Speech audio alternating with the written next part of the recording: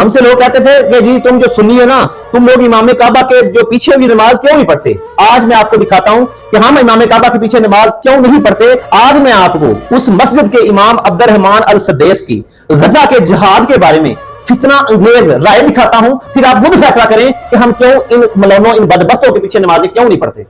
تعلمون ما حل لإخواننا في فلسطين وما أيضا يجب علينا تجاههم من الدعاء لهم، وينبغي على المسلمين ألا تجعلهم هذه الفتن والأحداث متفرقين، فيجب عليهم الرجوع إلى ولاة أمرهم والرجوع إلى علمائهم وألا يخوضوا فيما ليس من حقهم الخوض فيه۔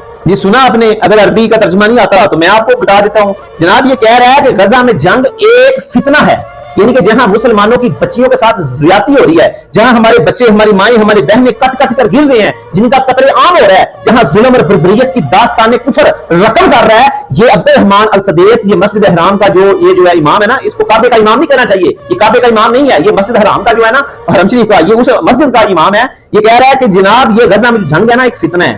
آپ آگے عوام کو کیا کہتے ہیں کہ آپ ایسا کرو، اپنے حکمرانوں اور علماء کی طرف رجوع کرنا چاہیے آپ لوگوں کو، اور ایسے معاملات میں مداخلت نہیں کرنی چاہیے، یعنی یہ غزہ کے معاملات میں آپ مداخلت نہ کرو، خاموش ہو جاؤ، چپ کر جو عوام جو حکومت کے پیچھے لگو، جو حکومتی ملا ان کے پیچھے لگو، ان کی باتوں کو سنو، بس آپ کا کوئی حق نہیں بنتا۔ اس کا ترجمہ یہ عبدالرحمان بن سدیس جو جناب یہ کہہ رہا ہے۔ اب بتائیں جی، جو ظلم کے خلاف آواز بھی بلند نہ کر سکتا، چند ریال کی خاطر، چند ٹکوں کی خاطر، یہ ہر زیادتی، ہر ظلم، سعودیہ میں جو جتنی بربریت اور اجنبیوں پر جتنا ظلم ہو رہا ہے، یہ عبدالرحمان سدیس آج تک نہیں بولا۔ اس نے نہیں کہا کہ یار یہ جو تم ویزا منگواتے ہو، 500 ریال تم شہری لیتے ہو، ایک بندے سے بندہ جدے کا ویزا لے کر جاتا ہے، کام وہ ریاض کر رہا ہے، کسی اور کا کر رہا ہے، اور تم جدے بیٹھ کر اس بندے سے 500 ریال شہری ایک ہفتے کی، ایک مہینے کی لیتے ہو، یہ حرام ہے۔ آج تک اس کی زبان مبارک سے یہ نہیں نکلا۔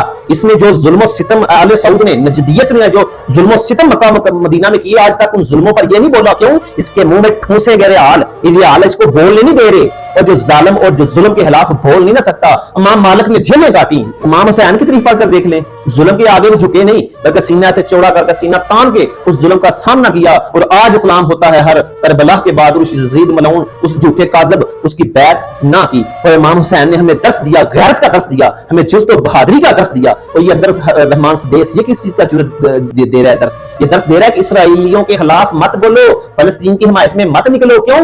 محمد بن سلمان نے اسرائیل کو جو گرانٹ نہیں بھیجی تھی، وہ ملعون وہ محمد بن سلمان اسرائیل کی سپورٹ کر رہا ہے فلسطین کے خلاف۔ السلام علیکم، انا ودي اختم فقط اعتبروني محل الاخ محل الابن، ان كان يصير لك اعتبروني محل۔ آج پتا چلا نا اس عبدالرحمان سدیس کے پیچھے ہم نماز کیوں نہیں پڑھتے؟ ہم اس لیے نہیں پڑھتے کیونکہ یہ کفر کا ساتھی ہے، یہ یہودیوں کا ساتھی ہے، یہ اسرائیلیوں نے پالا ہوا ہے، یہ حق والا عالم نہیں ہے، اور ہم اس کے پیچھے نماز پڑھیں گے جو کلمہ حق بیان کرے گا، چاہے اس کو تختہ دار پر بھی لٹکا دیا جائے گا۔